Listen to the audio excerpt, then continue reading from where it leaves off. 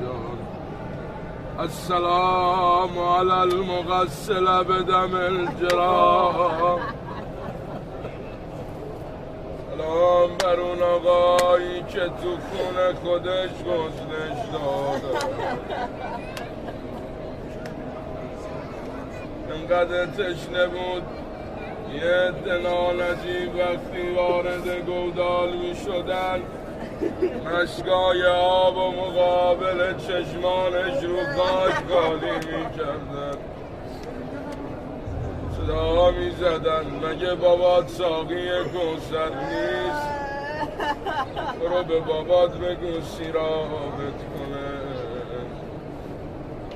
تا سیدون الغریب اتحاد هزار سرنیزه بدنش را چه نامرتب کرد. کمک بوریا و مردم ده پیکر شاه را مرتب کرد. شبا جمعه مادرش روزه میخونه، مادری در طواف قربانگاه.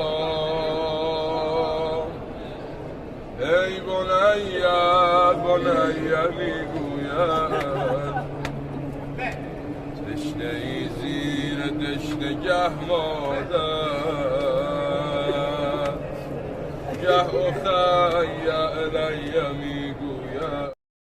अस्सलामु अलैकुम वरहमतुल्लाहि वबरकातुहू।